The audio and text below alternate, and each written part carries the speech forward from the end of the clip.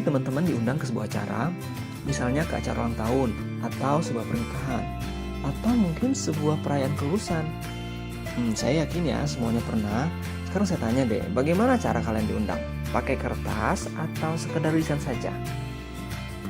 Tahu nggak sih, kalau cara seseorang mengundang orang lain untuk pergi ke suatu acara atau tempat atau mungkin sebuah kegiatan, itu dinamakan invitation dalam bahasa Inggris atau undangan dalam bahasa Indonesia. Jadi, apa itu invitation? Baiklah, menurut vocabulary.com, an invitation is a request, a solicitation, or an attempt to get another person to join you at a specific event. Sederhananya, invitation itu adalah permintaan, baik berupa permintaan ucapan saja atau tertulis kepada seseorang untuk melakukan sesuatu atau pergi ke sebuah tempat atau ke sebuah acara. Nah, dari penjelasan tersebut dapat kita tarik kesimpulan social function atau communicative purpose-nya. Masih ingat ya apa itu social function? Ya, social function itu artinya tujuan komunikatif. Nah, tujuan komunikatif dari sebuah formal invitation adalah to invite someone to attend or join an event. Sampai di sini bisa dipahami ya? Oke. Nah, invitation ini dibagi menjadi dua bentuk, formal invitation dan satu lagi informal invitation. Informal berarti undangan tidak resmi, biasanya dilakukan secara spoken atau lisan saja. Misalnya nih, kalian diajak oleh salah satu teman kalian untuk makan siang bersama karena dia mendapatkan nilai tertinggi saat ulangan bahasa Inggris. Oke, niat banget ya. Nggak apa-apa, mungkin karena dia nggak pernah dapat nilai tinggi. Jadi sekali dapat nilai tertinggi, dia langsung makan-makan. Gitu teman yang baik ya. Nah, sedangkan formal invitation itu adalah sebuah undangan resmi. Namanya juga resmi ya, jadi situasinya formal dan acaranya juga resmi. Biasanya undangan resmi ini tidak disampaikan secara lisan, melainkan secara tertulis. Terus bagaimana ya membuat undangan resmi? Nah, sebelum kita membuat undangan resmi, kita harus tahu dulu nih komponen apa saja yang wajib ada dalam undangan resmi. Nah, undangan resmi atau formal invitation setidaknya harus menampilkan hal-hal berikut ini. Yang pertama harus ada invitee, kemudian atau salutation. Invitee itu adalah siapa yang diundang ya, harus dimasukkan kamu, dia, mereka yang diundang gitu ya. Yang kedua harus body of invitation. Body of invitation ini isi undangan.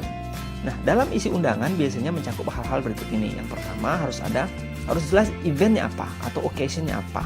Undangan ini dibuat untuk acara apa gitu ya.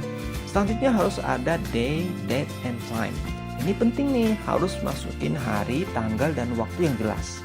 Kan aneh ngundang tapi nggak ngasih tahu kapan. Serem juga kan gitu ya. Selanjutnya setelah waktu, kemudian hari, tanggal, juga teman-teman harus memasukkan place-nya atau venue-nya. Ini acara di mana gitu ya. Tempatnya harus jelas.